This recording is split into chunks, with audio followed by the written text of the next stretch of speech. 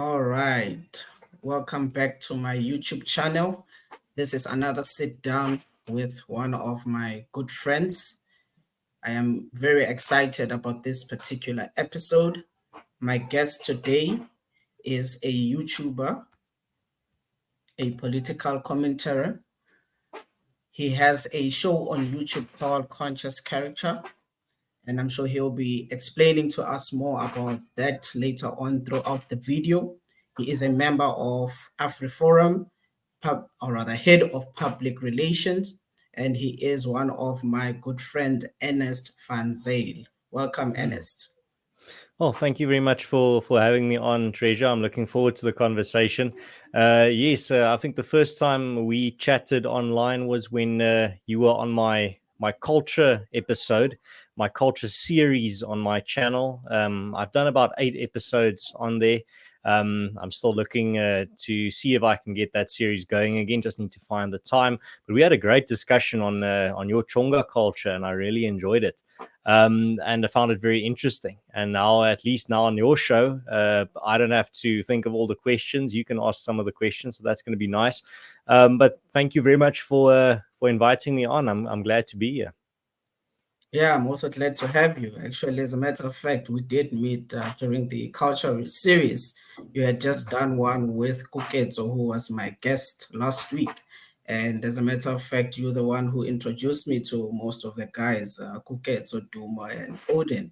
And so I'm very much appreciative of that. And what I'm hoping for is that we'll have a productive discussion and we'll be able to talk to my audience about some of the ideas that we share and beliefs that we share. And hopefully, it will give them a better perspective into those ideas. And hopefully, it will help them in their day to day lives and decisions as well. And like you said, I came to your channel first. Now, the student is slowly becoming the master in this instance. Right. No, I'm glad that I could give you some inspiration to start creating content as well. It's always I always tell people the first secret or the first rule is that you need to enjoy creating the content, and then secondly also that consistency is key. You shouldn't think after the first episode or the second episode the views and the subscribers are just going to come rolling in.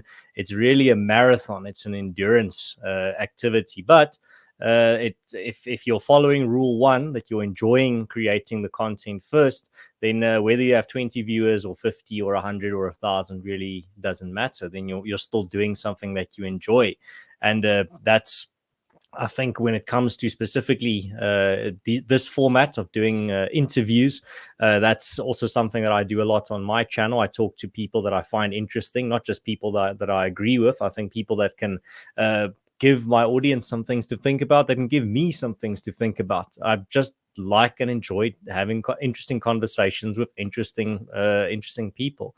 And the bonus is the fact that there's an audience that can also learn something from these types of conversations. So I like creating this type of content. But I see you're on a StreamYard. I think if you look there on the comment section, you've highlighted one of the comments down there below, the one that says live viewer comments show up on StreamYard. Yes, there we go. All right. Oh, wait, no, now it's back. There, now it's gone. All right. All right, thanks. So there. I didn't see that. No problem. I'm still able to give you some advice, but I think on episode 3 or 4 you're going to have this completely mastered. All right, but I'm looking forward to the conversation. Don't let me ramble on. You can steer it where you want. Thank you, Ernest. My first question obviously was all about your YouTube channel, which is Conscious Caracal, and how it Mm. started and why it started and what actually inspired you to go down that route of starting your own YouTube channel. Mm. Yeah, well, it wasn't some well thought out plan. When people ask me, like, how did you plan out getting to a point where at this point I have, like, I think 10,000 subscribers? I always tell them, if it was a plan from the beginning, I would have chosen a username that's easier to spell. I wouldn't have chosen the username that I did. It was just a little Yeah. throwaway username that I chose just to make a few videos on topics that I thought were interesting. And I wanted what really inspired me was the fact that I had very strong opinions on the things that I was seeing around me in politics and in the news, but I didn't see my views particularly voiced by many people. I saw that a lot of people were voicing opinions that I didn't agree with, and I saw a lot of people talking a lot of nonsense about the things that I care deeply about. And I thought, well, I can't just sit here wishing that someone voices my opinion or my angle that I have on issues. I can do it myself. So I made a few videos. I didn't plan to continue making videos. I just wanted to comment on some things in the news or some issues that I thought were important. And they did so well that in the end I continued making more. And then later I started my interview series. And now about 8 years later, I'm still going, and I'm still enjoying what I do. But I like the personal aspect of it. I like, as I say, talking to interesting people. First and foremost, it's about having interesting conversations. Whether a massive audience watches it, or whether 5 people watch it, or whether nobody watches it, I just like having these conversations. But on that note of the personal elements of it, what made you start this YouTube channel? It's very fresh now. It's hot off the presses. What made you jump into this YouTube pool? Well, believe it or not, I think we have a similar thread line in terms of how our YouTube channels came about, because most of the channels that we see that are really big really espouses ideologies that I don't agree with, and ideas that I very much don't agree with. And I feel, or I believed at the time when I started my YouTube channel, that these are some of the things that I would be discussing. It was never an issue of I wanted to have these face to face or interviews, rather not face to face, but Mm, virtual interviews. It was never the plan. The plan was just to have fun, as some of my mm, videos on the channels are about just me driving and just sharing my thoughts on biblical scripture or whatever it is that I'm thinking mm, about during the day. And so when I saw that some of the ideas that, I'm a conservative, I don't hide that, but some of the ideas that the conservative wing espouses or believes is not really shown in the broader public. And so I decided that, you know what, I think it's best to just have people on my YouTube channel who I can talk to and have these discussions with. Hopefully, I'll be able to reach some of my people from back home, some of the people from mm, work, and whatever community that, has been following me. And maybe I'll change someone's mind or help someone understand things better, or whatever the case may be. So that was the reason why I started my YouTube channel. It was not necessarily for the money or anything like that. I just want to have these conversations, because at the end of the day, I've been having these conversations, in my private space with my friends, with my colleagues, and mm, people that I meet maybe on the bus or whatever. We've had this type of conversations before. And so to have them broadcasted for everyone to hear, I believe that would be an interesting thing to happen. And I hope that people will learn something. That is my hope. And mm. I really liked your episode from last week with Renald House and Roman Romano. Cabernet, yeah. Yes, yes, I really enjoyed that because it was touching on some of the aspects of the YouTube space, basically the impact of social media on real life. And some of the things that guys were saying was that, it's easy to have a YouTube channel but not actually go out and make a difference. And that for me was some of the things that was like a click, that it's not just about having a YouTube channel and having discussions, because there will always be, as Ronald put it, a battleground of ideas. There will Mm, always be that battleground, but what matters the most is to go out into the world and actually put your foot down and make the change. And so I hope that some of these ideas that you guys discussed on your podcast, and I encourage all my audience to go and view your channel and see those discussions, are very interesting and will go a long way in assisting us. No, thank you very much. Thank you for the endorsement and the shout out. Yeah, I really enjoyed that conversation as well. But that's exactly why I do my show, is to have those types of conversations that people can learn something about from, and maybe even get some insights. That click that you talked about. And yeah, I'm not of the opinion that people shouldn't be creating videos and shouldn't be posting stuff online, but you should also have a real world component.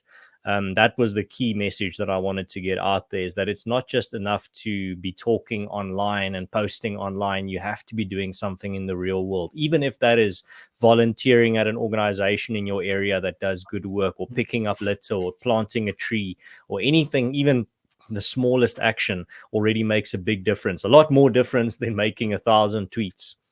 Yeah. That's very true. And so one of the things that I also wanted to ask you, because I've been through your channel quite a number of times, not only, sorry, just for the purpose of this particular video, but even in the past, I always watch all some of the videos that you post on, and some of the live streams that you host.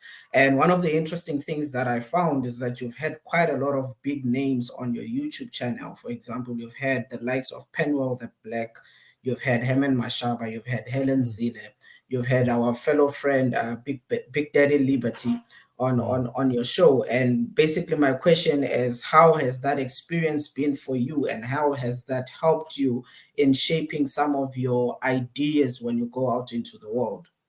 mm. Well, that's one of the great things about when you host an interview show, or a discussion show, as I do, is that it opens all these doors to talk to all these interesting people. And that I've never invited anyone on my show that I didn't that I thought had nothing to say. I only invite people that I think have interesting and valuable ideas to share with the audience. I'm not going to waste my audience's time for an hour to listen to someone that I don't think has anything particularly valuable to say, or any contribution towards bringing about real change in the world. Um, I'm very fortunate in that regard to have had all these great guests to talk to, and that's all the credit to them for being humble enough to come on my little channel. It's not like I'm a big celebrity Joe Rogan style interviewer that they can get a massive boost in views from, Yeah. but they still came to chat with me, and I'm very appreciative of it. But everyone that I've chatted to, I've learned something from. Everyone that I've and not just on my interview show, many of the interesting conversations that I've had with experts in their field, very brave and intelligent people that I've met through my work at AfriForum. All those people have had an impact on me to different levels, but they've all left some type of insight that I can put to use, and that has gotten the gears of my own mind turning. That is very interesting, because I did see some of those interviews with you, and I found it quite interesting that you have had all these big names to your channel. And it's actually shocking that you're still in the tens of thousands. I mean, the big names that you've brought in are quite heavy hitters, even in the political sphere.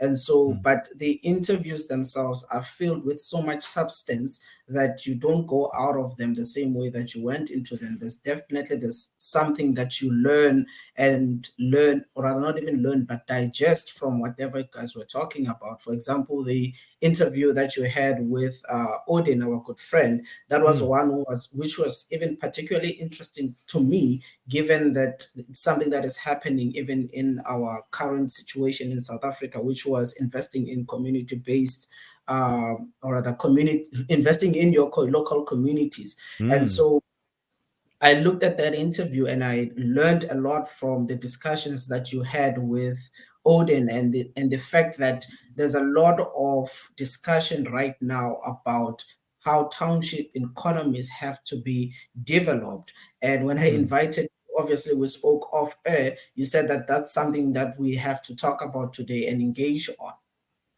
Mm, absolutely. I think with the election coming up, everyone's talking about the election and party politics, and that is important. I'm not going to write that off as ignore the election and focus on other things. But there is a whole world out there. Elections are only one avenue of bringing about change. I think a trap that you can fall into is to start thinking that elections are the only way to bring about change. So, what happens then? When you think that elections are the only way to bring about change, and your party doesn't win or doesn't do as good as they said they will, then you're hopeless. Then you say, well, I've my only chance to bring about change through my political party has now been wasted, and now everything is hopeless. But when you see the world as it is in regards to the fact that there are many avenues to bring about change. When an election doesn't go your way, there are other places where you can put your energy and time. Change happens not just every 5 years when there's an election, change happens in all the years in between as well. And community organization is one of those ways in which it can happen. So yes, go vote next week. Absolutely, go do it. But don't think that you've then done enough. Don't think that you've done your part and now you can sit back and crack open a beer and pat yourself on the back and say, "I made a massive sacrifice." You've done the bare minimum. You've stood in a line to go make an X on a piece of paper, but there's just a lot more that you can do. And you don't even have to do a lot to already make a big difference. You just need to identify the individuals or organizations near you or in your community that are making a difference, like, for example, a soup kitchen or a neighborhood watch or anything like that people that are making a real difference and making people's lives better.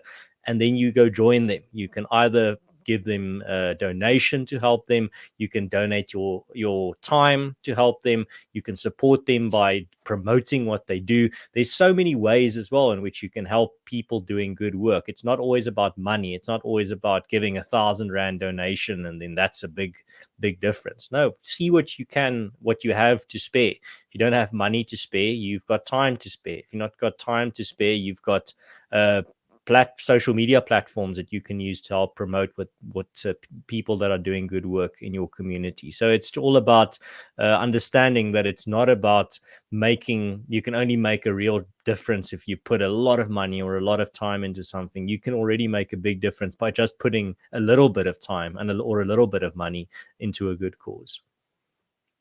What about the people who feel that, their party's particular political party are not doing enough and they're not Mm. giving them enough opportunity or leeway? Because one of the main avenues that people use to try and contribute towards their communities, it's through political parties. Mm. Young people, actually, you see them in universities, their activism is bolstered rather by political activism. So how do they bridge the gap now of, for example, working with another different organization which possibly doesn't agree with their ideological background being their political party? What do those young people or that particular person do in that situation? Hmm. Well, if their political party is not doing enough, then you should put pressure on your political party to do more. I mean, if your political party that you support is just sitting around doing nothing or just doing a lot of talk and not a lot of action, then you should put pressure on them to actually start turning their words into action and threaten them with not going to vote for them in the next election. That's something that I really believe a lot of people. There's a misconception that you should just be voting for the lesser of two evils. Just vote for the party that's that's maybe not doing a lot, but at least they're not the ruling party. Well, then you're going to become give an excuse to those political parties to become complacent. Your if your opposition party thinks that it has your vote no matter how hard they work, then they're not going to work very hard. You can and should be able to threaten a political party by saying that you're not going to vote for them in the next election. That's something that you should. That's your the power of your vote that you can wield. And if a political party is not performing as they should, you can punish them by not voting for them. Don't let them tell you that abusive line of "I'm the best you'll ever have." You don't vote for any other party. I'm the only way to bring about change. No, tell them you're not performing as you should. I'm going to be voting for someone else in this election, and then you punish them. That's how democracy works, and that's not. You shouldn't be held captive to a political party that's not performing as you think they should, or that is not bringing about the change that they promise. If they're not performing, then withdraw your vote from them, move it somewhere else, make them feel the pressure of not performing. I hear you. And one of the things that I've been thinking about today, since we've been planning to talk, is how, elections affect those community-based Mm, societies, or other community-based organizations who are trying to make a difference in their communities. Because one of the things, that political parties do is point us to townships which are riddled with high crime, poverty, and shacks, and unemployment, and so forth and so forth. They always point to those when they want to prove a point of non-performance of a different political party. And so elections such as this, do they play a major role in deciding whether those communities do get development, or is it a matter of those communities have to come together themselves to form their own programs in order to ensure development in those particular communities? mm. Well, a major effect that elections have on community-based solutions and community organization is actually creating the space that makes that organization possible. So, for example, if a political party is in charge that is not creating space for, example, neighborhood watches, or for communities filling potholes themselves. If you have a party that's in power that controls a municipality that's openly hostile towards community-based solutions, then that's going to have a real effect on those community-based solutions. It's going to suppress them. So if you are someone that wants to see more community involvement in your in problem solving, if you want to see your community um, uh, take more issue responsibility for more issues into their own hands, then you should be voting for parties that actually create that space, not parties that are going to bully those community organizations and tell them that this is the state's job to do this. You're not allowed to do this. You're not allowed to do this.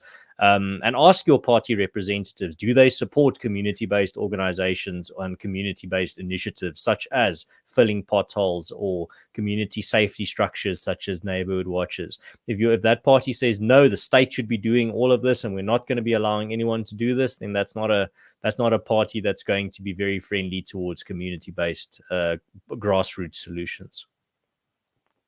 One of the things that I've always believed is a community based solution. I've always Mm, believed that centralized power is actually an incorrect way of governance. I've always believed that more power should be put as much as possible to the people who are on the ground than the centralized government that is up there, that is out of touch, mm, with the experiences of everyday South Africans. I mean, the other day, Julius Malema was asked, what is the price of bread? And he could not answer what the price of bread is. And so that shows the disconnect between the ordinary citizen of South Africa and the president, so to speak, or the mm, central power. And so I've always believed that that's the solution to bring, or rather to give power back to those communities and local areas where they can develop their own economy, they can develop their own people, they can bring back their own businesses into those particular mm, communities. So now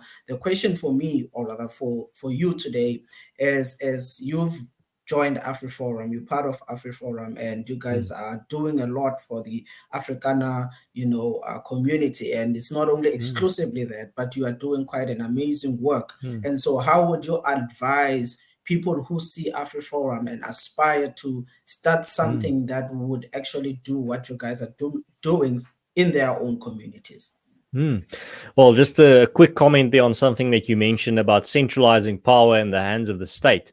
I mean, that's been the recipe in South Africa for over 100 years now, since 1910, when South Africa became a union under the British Empire.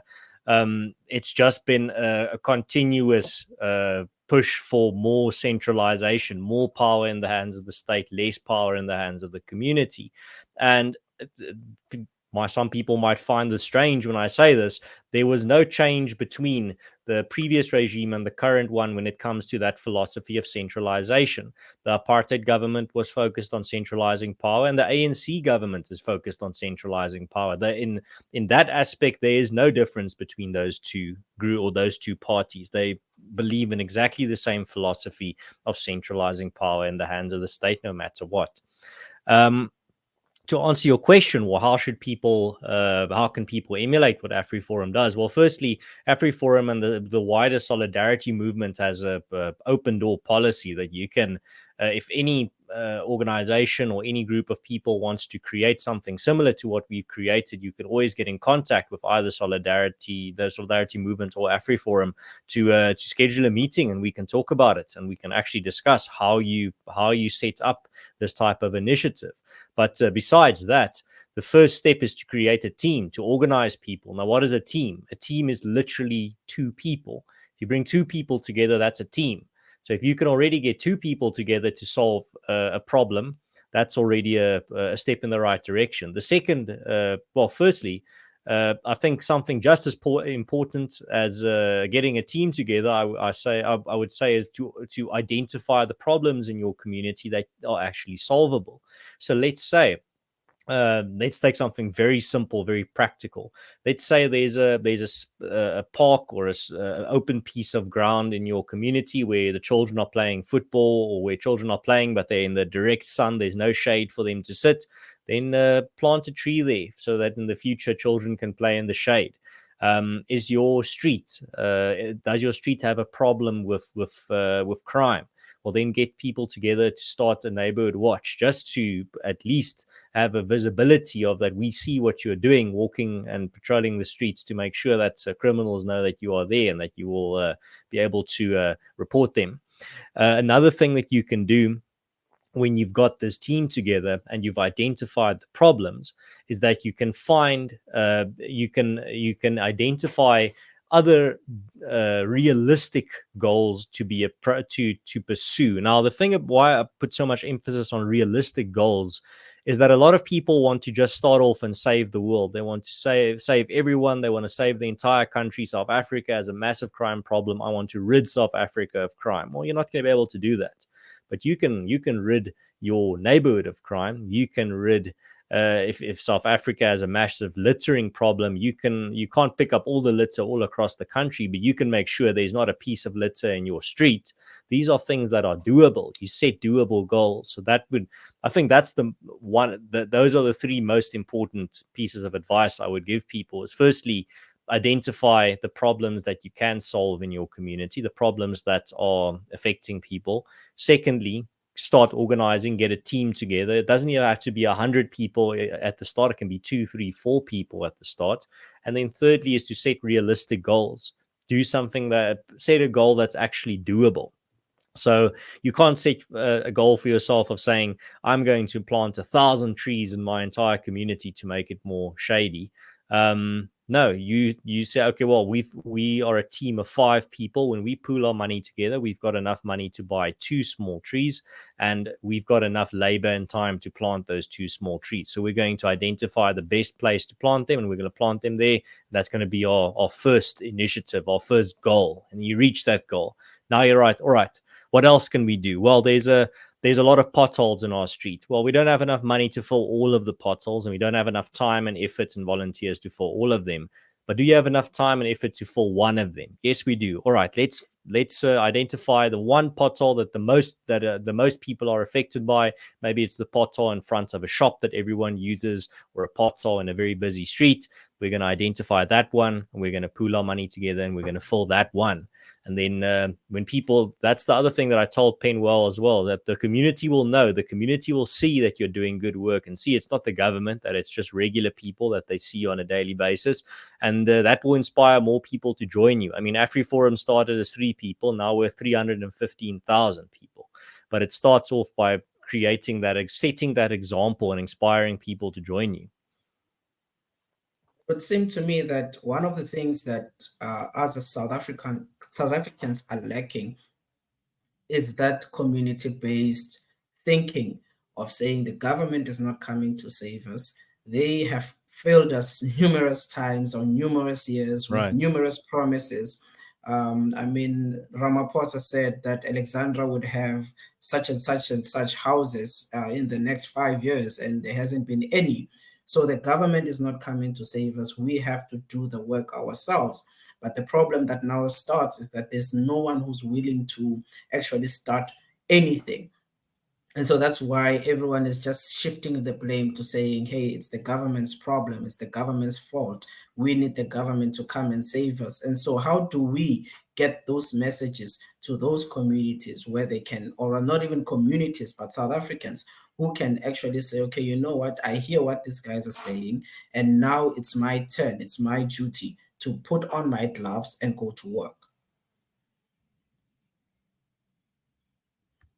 Uh, To start having these conversations, to start asking the right question. So the right question would be, the question you should be asking is, how has that turned out? Just depending on the government, how has that worked out in the past 30 years? How has that turned out for the worked out for the average South African on the street? Well, the answer is very simple: not very well. The government is failing in the list just grows and grows and grows. Electricity, security, infrastructure, healthcare, every single metric except SARS, except tax collection. There, the government is doing a world class job, but all the other SOEs, all the other responsibilities, they're failing. But when it comes to the money, when it comes to securing the bag, then everything is then it's a tight ship. Then it's a world class institution. But that should tell you everything you need to know. But yeah, the first step I would say to waking up people is to start asking the right questions. You should tell them that the definition of insanity is doing the same thing over and over again and expecting different results. Well, maybe we should start doing something different. Maybe we should start trying something different, and that's, I think, the best way to achieve it. and another thing that I wanted us to talk about today was your conference that you had, which Hmm. was an interesting conference. It happened at the back of my Twitter debate with one of the Twitter normies. Um, the BEE conference. How was that, and how Hmm. did that come about? Hmm. So this was last week, Monday.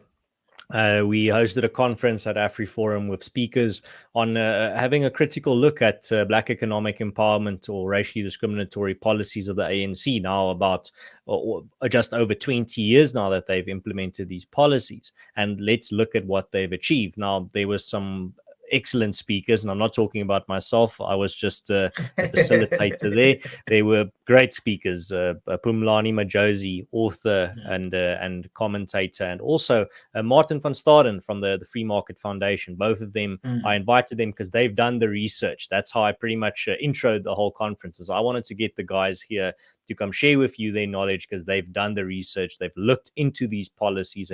They've dug deep, and they've figured out, or they've come to the conclusion that these policies are not producing what they said they are. They're actually being of actually very destructive, and they're only enriching a very small elite. So Martin van Staden was the first speaker. He did an amazing presentation, particularly on just how race obsessed the South African government has remained. And we cannot, with a straight face, call the South African government non racialist because its policies are not non racialist. Its policies are still racialist. Um, South Africa at the moment has over 141 race laws still active, and a lot of them are leftovers from the previous regime that haven't been just haven't been decommissioned by the ANC. I mean, the racial classification system that we still use in South Africa is copy paste the apartheid government's racial classification system. When I go to the police station, when I fill in a government form, I still have to use the same racial classification system that the previous government used. But the ANC clearly looked at that and said, well, there's a lot of things that we don't like, but we like this race classification system. We're going to keep that. But yeah, so Martin did a great presentation on how South Africa was a racialist society and remains a racialist country, thanks to the ANC's many race laws. And then Pumlani Majosi did a fantastic presentation as well on the outcomes of race-based policies all across the world. So he went and did his research to go see, but what effects are these policies having in other countries and all across history, and everywhere you come to the same conclusion. They only enrich a small elite, and 95% of the population don't get any benefit from them. And that's what we've seen happen in South Africa. We've had over 22 over 20 years or 2 decades of BEE policies, and how, again, to ask that previous question, how has that turned out? Well, our unemployment rate, if you take the unexpanded definition, is around 33%. If you take the expanded definition, which includes people that have stopped looking for work or given up looking for work, it's over 40%. I mean, that's already a damning condemnation of these policies and how they failed. Secondly, if you look at the way that inequality in South Africa has it really created a more equal society? No, it's only created a small a new elite class in South Africa that benefit very handsomely from these policies. But the average man on the street knows that BEE doesn't work for him. BEE is a very exclusive club, and the average South African is not in it. And another thing that I think was also very important that Pumlani mentioned was that now this small elite class is going to, if BEE were to be stopped tomorrow, it would not be the average Black South African or the majority of Black South Africans that would be rioting in the streets.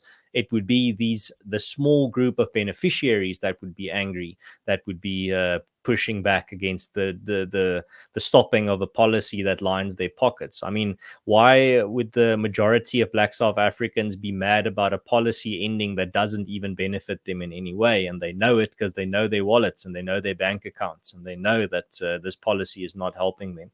So that was some of the many points that were made by the great speakers, and those presentations are available on AfriForum's YouTube channel. They were uploaded yesterday. They can be Mhm. viewed there. Pumlani's is very, very detailed. It's almost an hour, but it's really goes Yeah. into very, very deep detail on this issue. That's why I invited him, and that's also why I invited Martin. Is that, as I said, these are the people that have done the work. They've really went and dug deep in regards to the data and the information out there, and their conclusions are quite damning. Yeah, I've spoken to Martin quite a number of times Mm, on X, and mm, we had a few disagreements, especially on immigration. But I did watch his video, and it was quite interesting on BEE. And Pumlani, obviously, I've met him through you. You're the one who recommended him to me, mm, and I also have had discussions with him, and I saw his video as well on the conference, and it was quite mm, interesting because it's drawing from a book that I'm currently reading, which is Thomas Sowell's mm, economic book. So he's deriving a lot of those principles and his conclusions from that particular book. So I found that entire uh, hour to be very, very informative.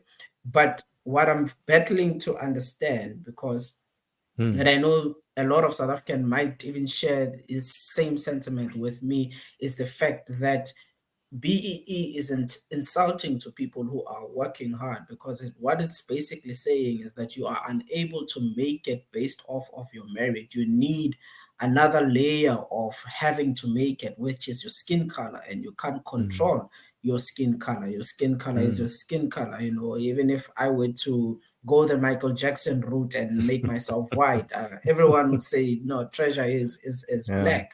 So Mm, it's quite demeaning to say that the merit of what you can do is based off your skin color. So what I'm battling to understand is the gap between that particular point and the fact that there's not much pushback, at mm, least from the ordinary South African, on BEE mm, policies. Because when you see the Twitter engagements, and I know that Twitter is a small minority mm, of the South African population, but the fact that there hasn't been this much pushback on it, despite the many cases that have come out mm. against BEE. I mean, the recent one that I can remember is when I believe it was Clicks that said that they will be promoting on the basis of skin That was color. You a will be exclude. discim.